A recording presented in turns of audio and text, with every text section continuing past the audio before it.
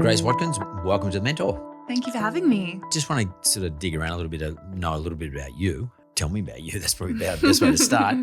Yes, I grew up in Melbourne. I'm the oldest of four, and basically studied comm law, didn't have any interest in gaming or the world that I have since ended up in kind of 10 years later. But yeah, studied comm law, was going to go down kind of the traditional climb the corporate ladder path, started at a grad role at PwC, and then a couple of years in, basically started the company that I have now, Click Management. Started it with my brother and my other business partner, Emma, and it kind of has led me down this whole other path that I certainly couldn't have predicted at the time, but very happy to be here now. You know, I often talk to people who are at university and they're doing, I don't know, medicine or something like that, engineering or law, and they get not disillusioned, but they look at people like you and they say, wow, I didn't really need to do that law degree and spend those years there. I look at what she's done, and I could have gone and done that and saved myself a whole lot of money in terms of fees and time and frustration. Did you ever think to yourself when you were doing your common law degree, like, I'm wasting my time looking at all these other entrepreneurs out there. Why am I not doing what they're doing? Well, it's funny you say that because I just had to pay back a very big HEX bill. So that is all front of mind for me right now. But I have to say not really. I think when I started university, I put a pretty big value on formal education and probably, a value that I hold to a lot less of a standard now through the experience that I've had and people that I've worked with over the last few years. But I think when I was at university, I really, really thought that I wanted to go down the corporate route, and obviously the degrees that I was doing at the time were required for that.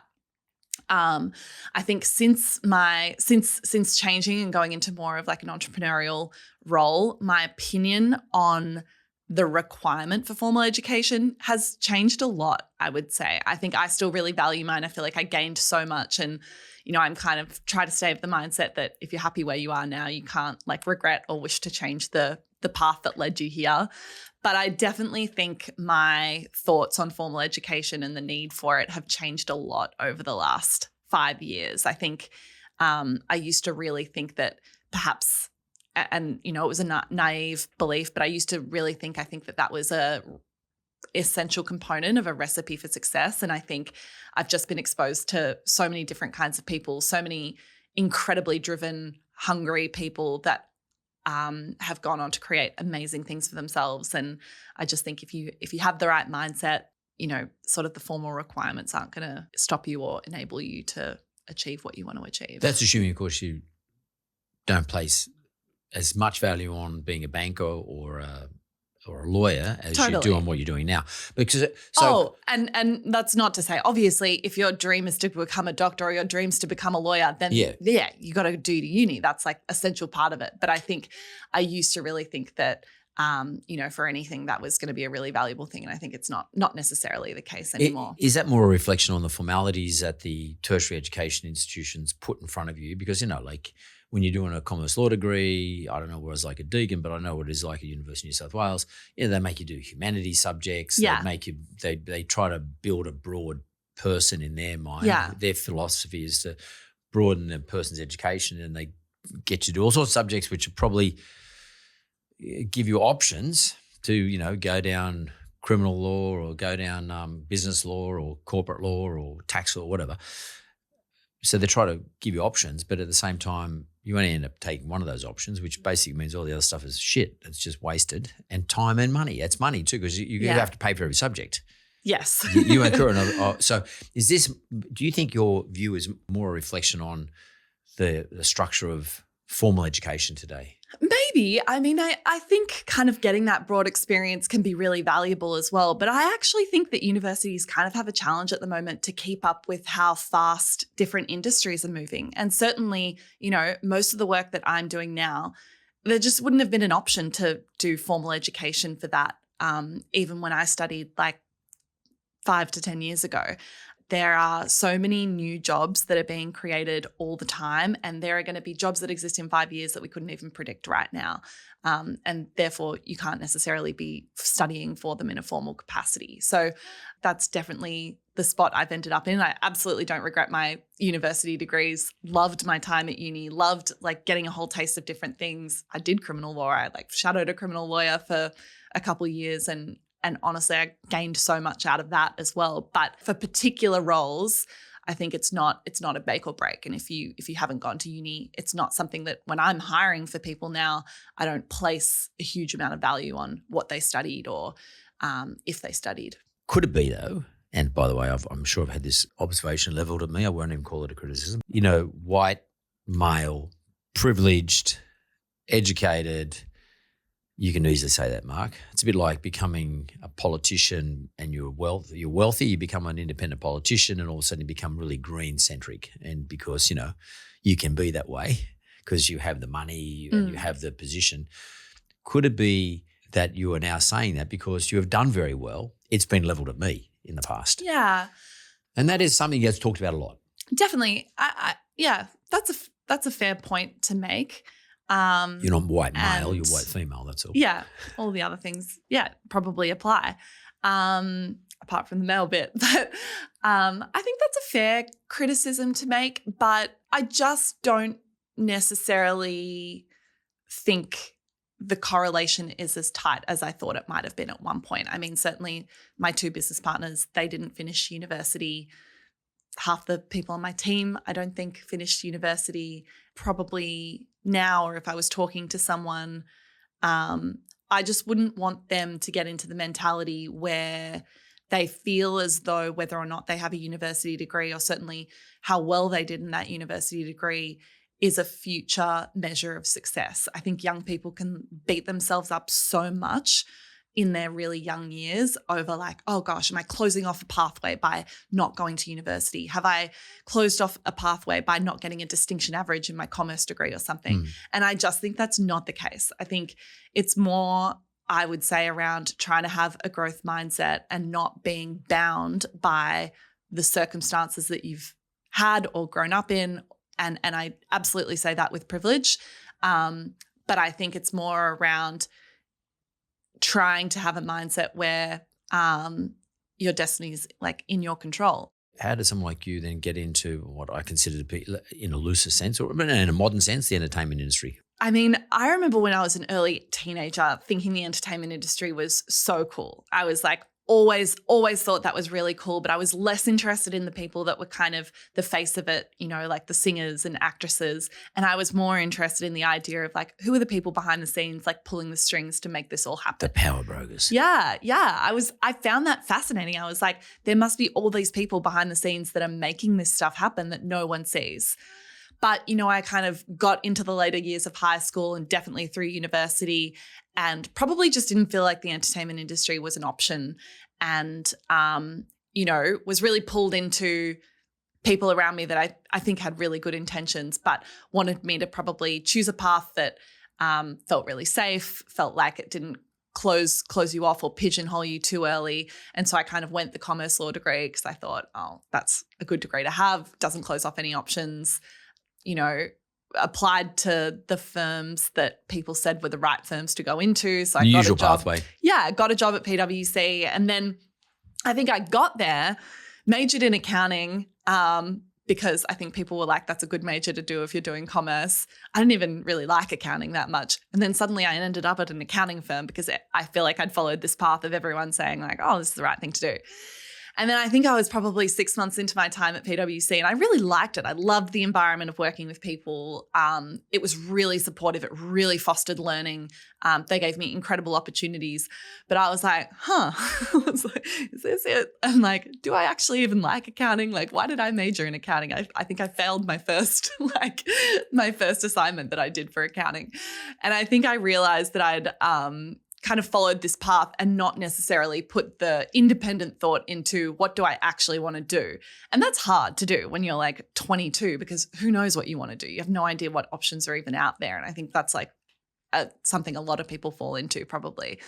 But I was really lucky to be surrounded by a couple people in my family who were really, really passionate about the work that they did. My mum, she followed more the corporate route, but has been super successful in her career and truly was passionate about what she was doing. And then I had my brother who was also studying commerce law, but when he was, in his first year, started creating a YouTube channel on the side. And he'd found a lot of success with it. He'd grown an audience really quickly. And while he was still studying at the time, he was just so passionate about it. And What was it? Would you mind? It was gaming. So Gaming. he'd started a gaming channel. And I remember we went down to our family farm in Victoria one weekend. And it was like a Saturday afternoon. And I think I was like hanging out, sitting next to the fire, reading a book or something. And Elliot was on his laptop, my brother, working away, trying to build a new thumbnail for a video that he'd just released. And I remember looking at him and being like, damn, I wish I had a job that I was excited to do on a Saturday afternoon. It didn't matter that it was a Saturday. It didn't matter that like it was a weekend. He was excited to do it and he was constantly thinking about it. And I was jealous of that. I think I was like, oh, I want a job that I want to think about all the time. And I'm constantly thinking about how could I be improving it or doing better. And it felt almost like a project for him. Like it was fun. That's really cool.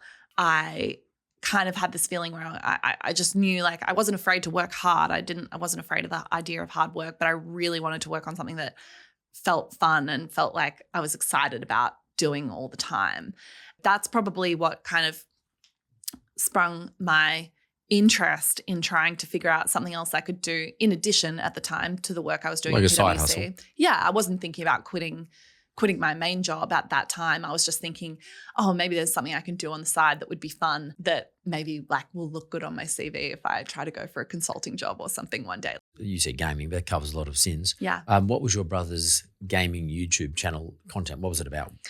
So he was playing a game called TF2 at the time, and he always loved gaming, loved As a participant. Gaming. Yeah. Just as as a teenage boy, Yeah. And I have vivid memories of my dad holding his Xbox above our pool and saying I will drop it if you do not quit playing this thing. He was addicted to it. And now much to my parents' disappointment, he's turned it into a career. So he's got the last laugh now. I'm kidding. They're actually really proud of him. He, was kind of deep on these Reddit communities where they'd talk about particular elements of the game. And I think he was really good at it. And so people would say oh, how can you do this in the game? And he would, try to instruct them. And then it got to a point where he was like, oh, it's going to be easier if I just record myself playing this and I'll put it on YouTube and then you can go watch it and I'll show you how to do this thing. So he was uploading these little videos that were just how to do a certain move in a game or that sort of thing. And he was watching a lot of YouTube at the time, uploading gaming content on YouTube wasn't a new concept. There were some people that had built massive audiences that were doing it really well.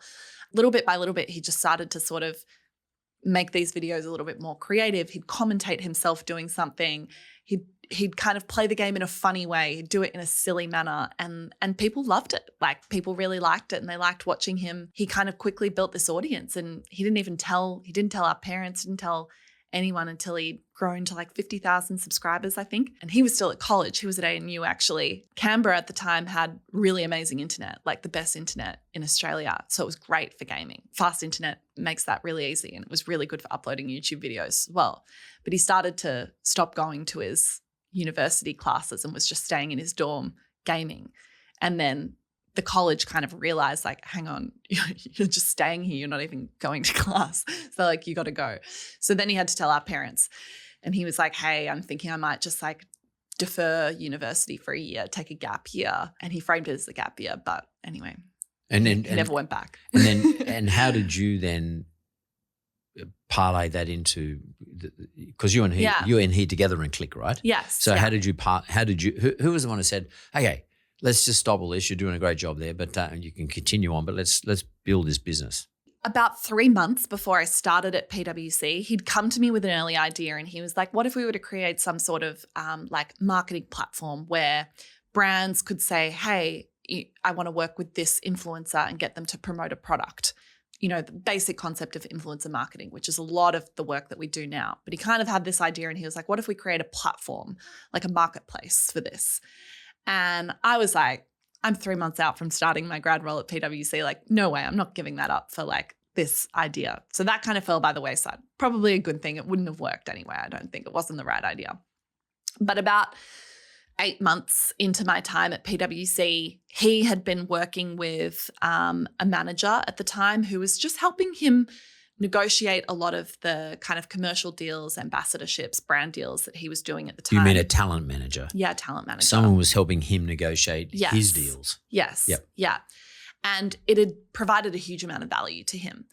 And he was like, hey, I've got all these other friends that are kind of in the same position that need the same help. And she didn't have the capacity to take them all on in an individual capacity at the time.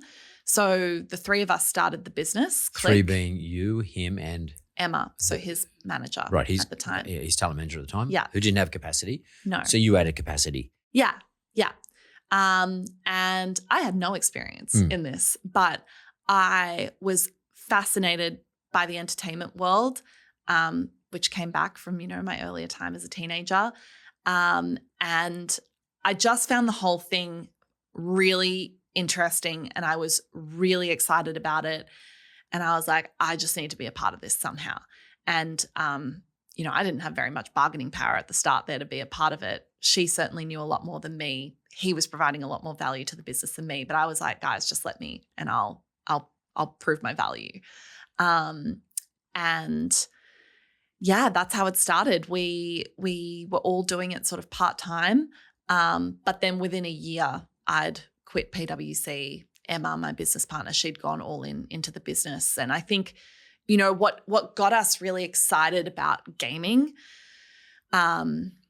was that if you want to get into the traditional entertainment industry now, say music, movie, TVs, there's like a couple barriers to entry there that are pretty significant. You mean as a talent manager? As a talent manager, yeah, in the business side of things.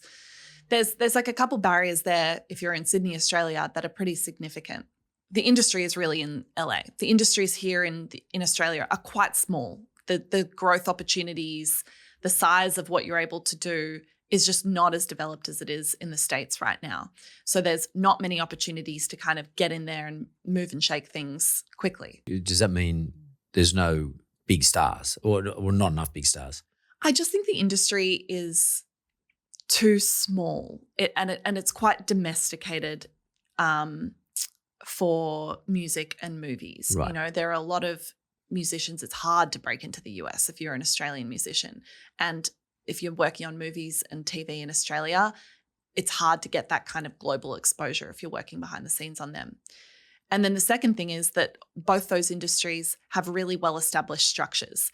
There are people that have been working in music and movie and TVs for decades in Australia. And so if you're, young and hungry, there's quite well-established structures there that are in place. And I think what I found really exciting about this whole gaming world is that it's a new entertainment genre.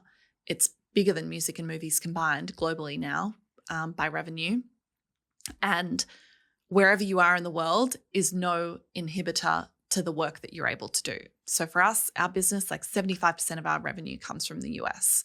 So I just think it's kind of amazing that we're able to be this team in Sydney that's working on, an entertainment industry that feels really global and feels really borderless because all of it is digital. And the fact that it was such a Wild West when we got into it, definitely still is. There was no well-established structures. There was no, this is the way you do things. There was a lot of room for us to kind of come in and be like, how do we want to create a business in this world? And what do we want it to look like? And what are the services that we want to offer? And how do we want to offer them? And there wasn't a particular playbook that we had to go by. That definitely makes things harder sometimes. And you're definitely kind of going by feel and working it out as you go. But I also just found the opportunity that lay there so exciting. What's interesting about that is that in terms of talent management, when it comes to, as you mentioned, to movies and music, there is a structure, there is a playbook.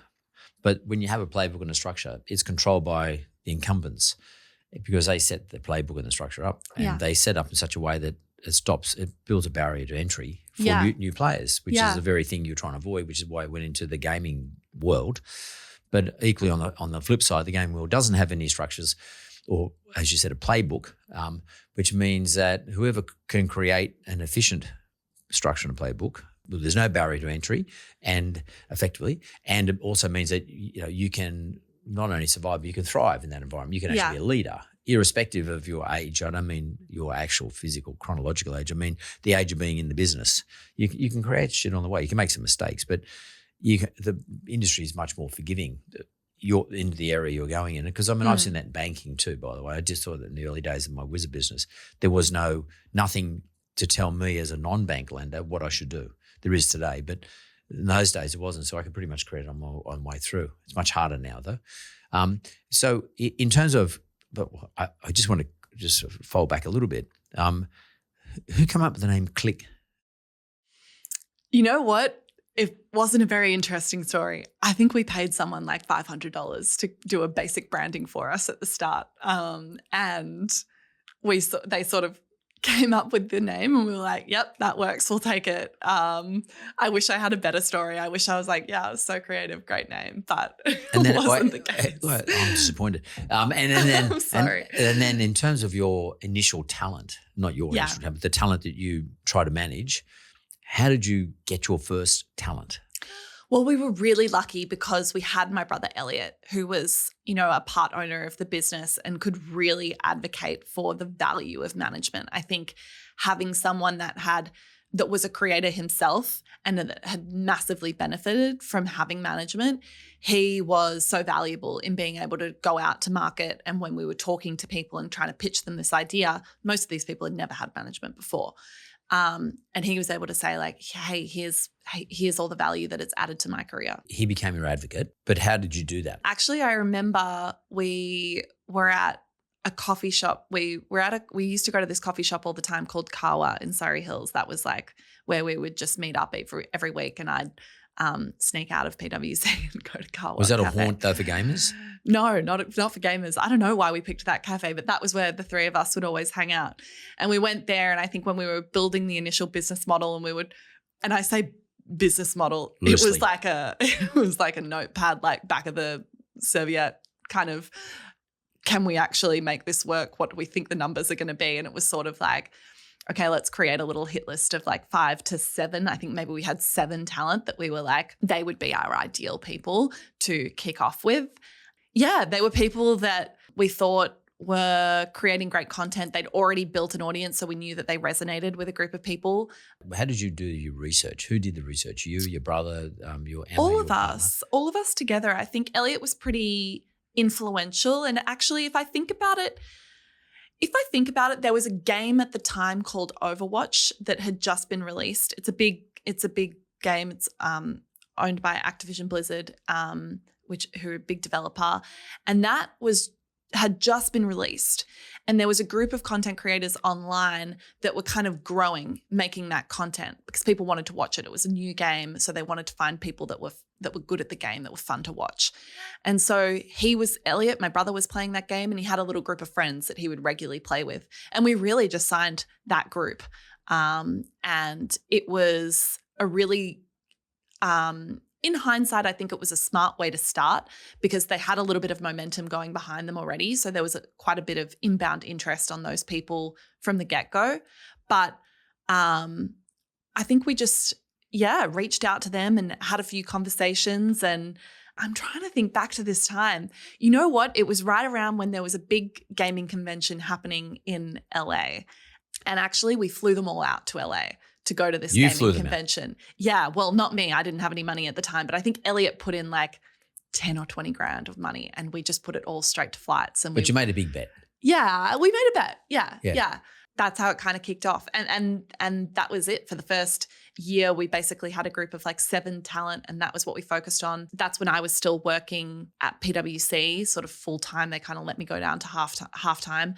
And then about a year after we started, we had this idea to create this content house. So we'd seen this concept overseas where people would get a bunch of big creators into basically a mansion over there and create an environment where they could regularly collaborate on content. And collaborating on content is a really, really fast way to grow online.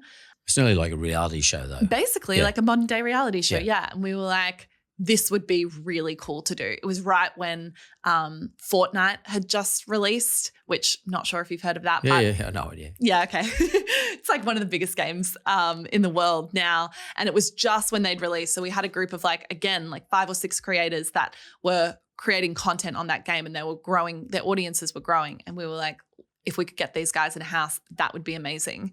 We kind of were like, let's do this. And again, really had no idea what we were getting ourselves in for. And I remember like going to probably like 25, 30 different house inspections trying to find a house that would work. And it was funny because I was like 25. We were going to these like 6-bedroom houses being like, yeah, we're going to rent this and put a bunch of 20-year-olds in it and they're going to make video gaming content. And is the internet strong enough to be able to do that? And these real estate agents were like, no one's ever asked us that before. Like, what are you talking about? But we ended up finding this house in Darling Point, just around the corner, renting it. And the rent was crazy. It was like $10,000 a week or something. Actually, in hindsight, I have no idea why we thought that was a good idea, because we did not have nearly enough money in our bank account to actually cover that for more than maybe like a month or 2 at the time. But I think we just thought it was going to work. I think we really felt like if we did it right, it would work. And that definitely felt like the biggest bet. It was a terrifying contract to sign because the business had been around barely a year, and then suddenly we're signing a lease for a year on like a house that's like $8,000 to $10,000 a week. Like, it was crazy. Whoa, this is such a big commitment to the business. But we did it, and I quit PwC and we moved into the house like the next week. Yeah. I just wanted to take a quick break. When I come back, though, I want to talk about this a little bit more, about this concept of taking risks, taking bets, and then following your instinct, because there's no research around this stuff. Yeah. I think that's really important to explore, because it seems to me that you've taken 2 big bets that you've disclosed to me so far, and both have paid off. But they were bets where you created a honeypot for both audience and talent. Yeah. So let's talk about it when we come back. I find it quite fascinating, the concept of creating a honeypot. And whilst you say it was a risk, and by the way, the same applied when you sent your talent over to America, is again creating an attractive thing for others to see that you're doing. But it's not going to be hard to get the talent to do it, because to them, particularly young gamers, they're going to America. Like, God, they wouldn't ordinarily get an opportunity to do that. And they're going together, hanging out. So all of a sudden you've created this same concept with, with your talent inside a house. It's not hard to get a talent. If you say, listen, you're going to be staying in that bedroom with that ensuite bathroom, with that view, with that cool swimming pool in the middle of Darling Point, which you would never normally get to stay in. And by the way, you're going to be hanging out with your mates, or like-minded people at least. And that sort of, not frenzy, but that concomitant group of individuals and characters and characteristics creates a show. It's like modern day reality. And why do we watch modern day reality? Because we're sort of fascinated by how people interact, and they're living in a life that we could not normally live in, so to speak. You've done the same. You create a little reality show, which becomes your content. I mean, it's more probably not just about the gaming, then it's about watching how everybody interacts. Did you know that was going to happen at the time, or is that something evolved with you? I think I knew. Yeah. I mean, I think that kind of underpins why people love to watch YouTube, TikTok, social media. I think there's like a really kind of interesting voyeuristic almost element there, where people are watching people that look like them. You know, this isn't like the Kardashians. They haven't grown up in an environment that is like totally removed from reality. It's like these people have grown up around the corner from you. They've grown up like in really similar environments. And in many ways, what is fascinating and why people love watching creators on YouTube, TikTok, all these social media platforms is because they really hit this balance of relatability and aspiration as well. And it's like, you could be watching these gamers and they're just playing video games in their bedroom, maybe like you are, or they're just making content with their friends. And it kind of looks like your group of friends. But at the same time, you also know they're making millions of dollars. And yeah, they're making content in their bedroom, but it's a bedroom in a, multi-million-dollar mansion in Darling Point. Like, that's totally unrealistic as well. What people love about watching social media is it feels like a friend, but there's also this element where it's like, whoa, you've been able to turn your hobby or what you do every day into a career. And that's obviously really interesting and really aspirational for a lot of people. That aspirational, relatable balance is what I think draws people into content and social media and user-generated content in general. If I went back to when your brother first started his YouTube series, and it was more instructional, but he did in a sort of, you said he did in a funny way. Yeah. Which means he added his personality to Yeah. it. But so it's not boring instruction, but it's still instruction because people were wanting to know, how do you play this game? What do you do? Yeah. How do I get an edge? How do I get an edge? Everyone wants an edge, particularly when you're competing. It doesn't matter if you're a sprinter or a swimmer or a boxer or an MMA person. You look at YouTube for edge. How can I be reminded how to pin someone on the ground? Whatever the case may be. Same in gaming. I was thinking about the UFC. I don't know if you follow the UFC, but the UFC is a global phenomenon, and where they've been very clever is, but when they're just two boring fighters, they're doing all this technical stuff. They lose audiences really quick. But when they get somebody like Tai Tuivasa, who gets up and does a shoey at the end of winning his bout, that entertainment process, that piece of entertainment that UFC provides, is the thing that drives UFC, because there's a lot of people who watch UFC don't even know what the hell they're watching. They don't know anything about the technical stuff of jiu-jitsu. They don't understand it. They're not watching for that reason. They're watching it for the entertainment value. Whereas at boxing, they won't watch boxing because boxing is very technical and boring. Not to me, but to a lot of audiences. There's something on UFC, like what Dana White's done is something quite brilliant. He's turned fighting into a really entertaining platform. And obviously watching all the mediums, but sort of what you've done too, you're turned gaming into really entertaining. Yeah. And it's episodic too. Totally. I mean, I don't think I did that. I think that's just how it's evolved. I'm not going to take no, but it's credit evolved. for that. Yeah. But you take advantage of that. Yeah, absolutely. And I think gaming was kind of ahead of the game, mind the pun there, where a lot of people used to try and compare gaming to a traditional sport. And they'd be like, oh, so it's esports is like or gaming is like, footy, but digital. And it was always like, yes, but also more than that, and there's this whole world of the entertainment side of gaming that I don't think people appreciate is like way bigger than the esports side of gaming. You're actually kind of seeing a lot of more traditional sports take that approach now. I mean, like I was at the F1 in Melbourne over the weekend and it was like the biggest turnout. 450,000 people. It was packed. And I noticed how much the commentators were catering for an audience of people that had never been to a Grand Prix before. And I think you just need to look at the influence that like a show like Drive to Survive has had on that sport.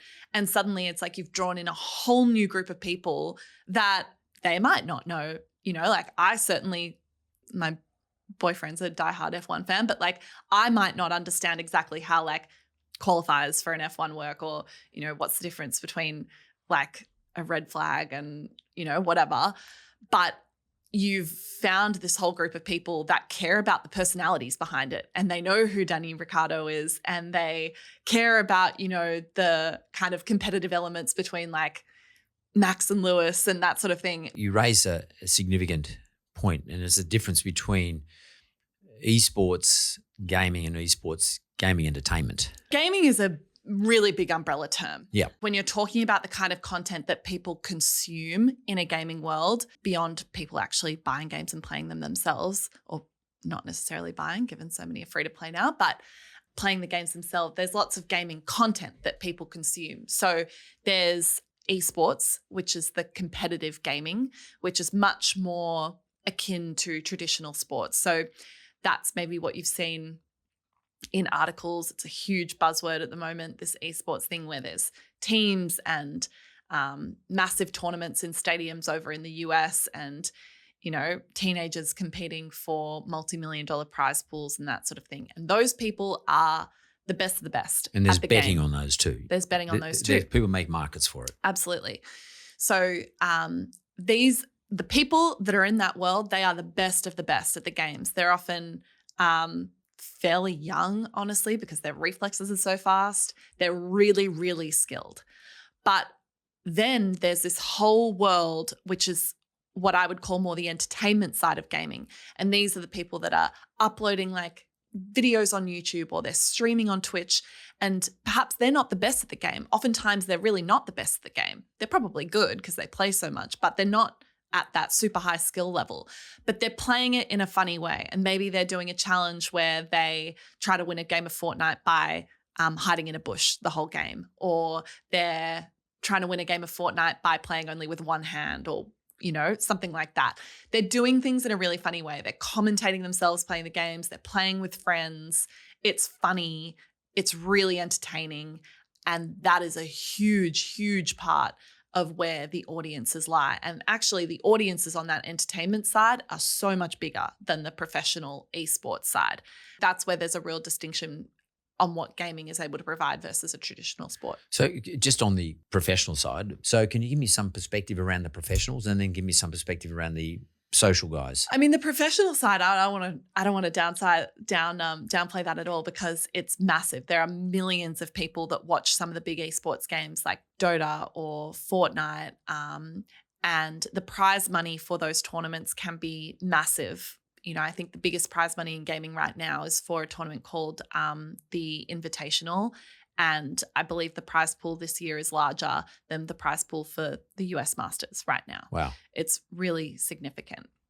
A couple of years ago, you saw Fortnite had their World Cup, and like a 16-year-old won first place and won $3 million US. Like it's wild. And it's life-changing for a lot of these teenagers. Like the opportunities that are there are incredible. But what a lot of people that aren't so much in the gaming world don't understand is just how big the non-competitive side of gaming is. So let's call that social. Could we like social gaming? Yeah, or entertainment gaming. Yeah, whatever. So on that side, these are people that have amassed audiences. Hundreds of thousands or millions of people are watching their content every day. They may be uploading a video, or they're streaming every day as a full-time job.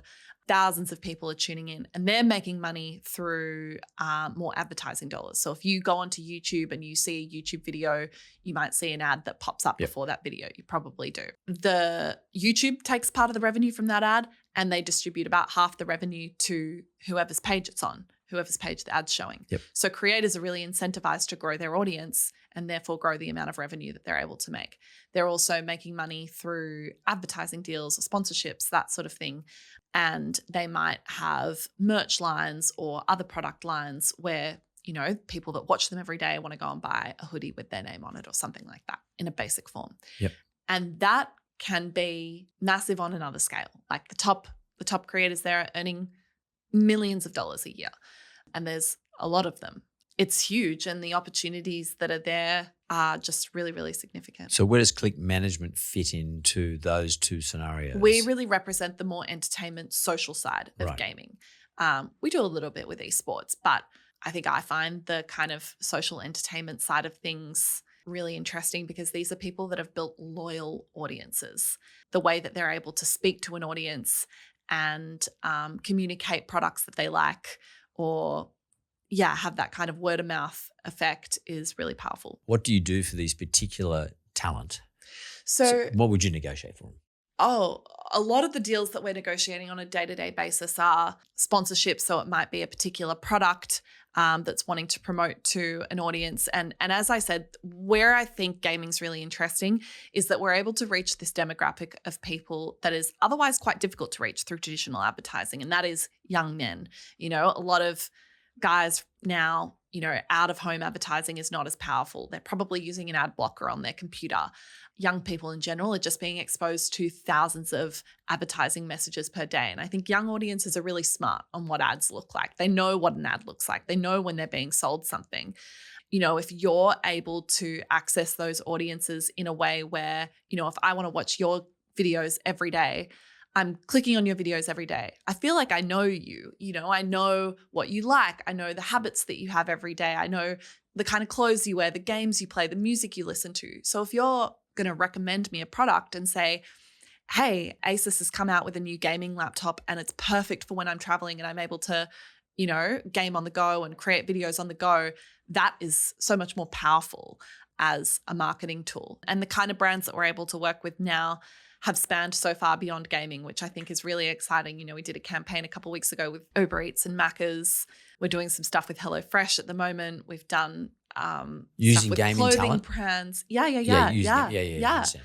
A common misconception is that maybe gamers can only communicate about gaming products, but I just think that's not the case. And when you look at the numbers now on how many people are playing games on an everyday basis or a week-to-week basis of young people, when you think about what a gamer looks like, there's kind of this traditional idea that it's like, oh, a teenage boy in their underwear in a dark room in the basement of a house, and that's just not the case anymore. I mean, there's probably that too, but there are a lot of people that don't fall into that bracket, and gamers want to know about, what kind of tech products they should be buying, what music they should be listening to, what food they're going to be eating and that sort of thing. And so there's it's a massive audience to be able to reach. Click management, would it be fair to say that you sit between, let's call them the media buyers who represent the advertisers? Yeah. And the media buyer who's representing a brand comes along to you perhaps and says, we want to reach this audience. We have this product. We want your talent that you represent to talk about this particular product. Do you, as an organization, sort of check the product suits your talent? In other words, yeah. And then you place it amongst the talent that it suits. You're curating these things, so to speak. Oh, absolutely. And I would say traditionally that was more what a deal would look like, as a brand would come to us and they'll say, hey, we've got this product or we've got this idea. We want you to do this. Now we're getting involved generally a lot sort of higher up in the piece where we're really trying to actually craft what these campaigns look like. We worked with Benefit Cosmetics last year, obviously not a brand that you would typically associate with gaming, but they really wanted to kind of have a presence in an audience that maybe they're not typically reaching, which is, girl gamers. And so they came to us and they were like, how would you approach this if we want to authentically reach this audience? And so we, created a whole campaign. We had a big Fortnite tournament that all of the big girl gamers in Australia took part in. They were all creating content. It was really super inclusive and fun and felt really organic to gaming and felt great to the brand as well. In terms of, how you keep your clients, what's your model for retention of your assets? That's your inventory, your client, your talent. I don't have any sort of secret sauce there. I think we genuinely just try to do a great job. We try to bring them a lot of value. And I think that is a lesson that I learned, from when I was at PwC. They were obviously providing professional services in a totally different world. But one thing that I feel like they always drilled into the staff was, how are you providing value to your clients? And how are you going above and beyond on that? And I love that. I just love that so much. Yeah. You know why? Because I have this thing about competency is not enough. Value add is the most important thing. Yeah. So you don't just say, oh, yeah, we'll execute it as a competent organization. Yeah. Either to your talent or to the media buyer who's acting on behalf of the brand. But you say, we'll value add. We'll bring you some ideas. We'll come up with a way to do this. And what's interesting is you learned that at PwC, going right back to your very first job, which you weren't that excited about. Now you're blending excitement, doing what you love, and it's a really big growth industry, with all those things that you learnt maybe through university or through those people who influenced your parents, watching your mum work hard, and adding value to your client or adding value to your product. Yeah. Yeah. That's what I try to bring myself back to, because the industry changes fast and talent can change fast. And we definitely haven't got that perfect the whole way through. It's been, an education and a degree in and of itself, trying to run a business in your 20s. Like, it has been the biggest teacher for me by far. Yeah, I just honestly just try to do a good job. Just try to provide value, add value, and support to our talent and to the brands that we work with as well. Gaming can feel like, and I'm sure, I don't know, maybe for a lot of your audience that listens to the podcast, that it can feel like a bit of a foreign world, and it can feel like there's a whole language of things that you need to understand to be able to access it. I don't come from a gaming background, and so I really love being able to talk to people and help them understand it. It's funny because today I read a post from a guy that I follow on Instagram and he's called the Fight Dietitian, and he's been on the show, and he's over in America with Alex Volkanovski, who just won the UFC title, or he would defend his title again, and he goes around the world with lots of fighters, and he wrote on his post, there is no secret sauce. Basically, following your set of rules, in your case, what you do in your business, in Volkanovski's case, what he does in his business, about in terms of maintaining weight, being able to weigh in but still be healthy. There's no secret sauce. He's not sitting there, getting, his feces from somebody else and injecting him into his stomach, or drink some weird green drink or whatever. He just sticks to a very basic program and continues to stick to that very basic program, which works. And he keeps the whole time, Volkanovski's trying to improve his skill base. In your case, you're trying to make sure that your clients, you're creating things that your clients, because you've got two sides of clients, you've got the brand and you've got your talent, you're making sure that you keep adding value, keep improving. And I really think that's, to be honest, is a big statement.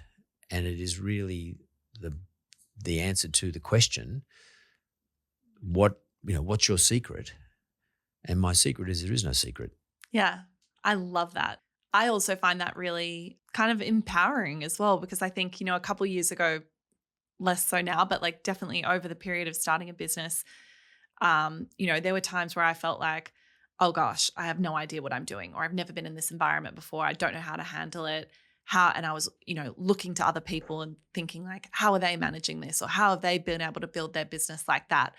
And feeling like, oh, I don't have the experience to do it.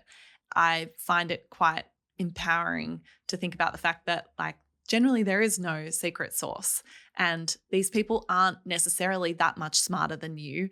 They've, in which case you're just as capable as anyone else. So that's, I love that. I find that really empowering. Well, just like Alex Volkanovski, the world champion, you've got to keep defending your patch. And Yeah. I wish you the best and continue to defend your patch and what Thank you. you've created. Well done. Thanks very much. Thank you so much. Thanks, Matt.